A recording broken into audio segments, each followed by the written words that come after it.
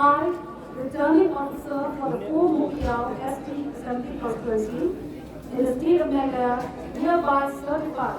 that I have, on the second day of March 2023, declared Shri Nujwaki Snowar of Mukha Village,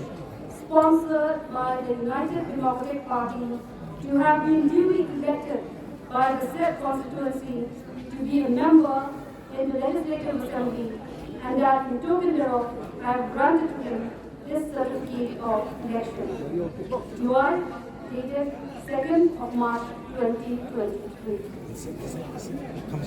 One chapter. One rap per day, sir.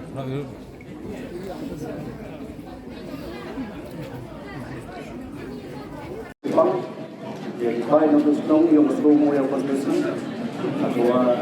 agilai bukan yang nak kita untuk senang maya dan hari ini aku mantau nombor empat yang nak senang yang konstitusi. Bahkan kalau dari luar negeri atau apa yang untuk senang maya yang berseluruh yang konstitusi yang hal yang mana juga kalau kita uri mulai ini ada Joko, teman kau hikmat untuk memasukkan yang parti ini. Mereka dapat orang hikmat yang konstitusi menjadi orang mungkin. Wanang kong aku awak kulit kepang igi pajak, cuci yang masuk mu yang konstitusi. Igi biang igi asal jisin igi cuci ni aku man kau nong hikmat kau nong yang lam yongki. Hari yang lain yang ada ini pun percam kulit Islam dia kat dia ni kelima mah dia tahu pendep ikam rusak ting apa konstitusi yang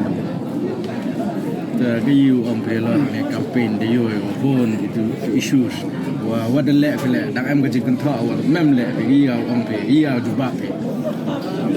jingkan tu man normal ke kam politics memang itulah ngasih orang liang mah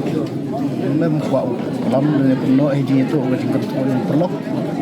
liang orang ada kam politik jingkan tu mani sebentar ketika strategi yang hidup ni perlu jadi tahu development dia top priority ko bu dekat tu nani cemat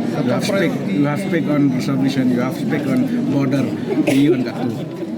top priority yang itu solution itu gua hak tam Apa kuntu nak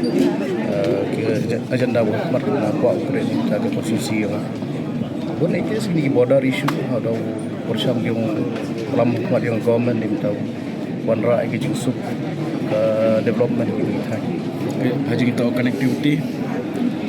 dan em kat bukan lagi serok juga ada bersama yang buatin kerana orang brainstorm gitu. Thank Thank you.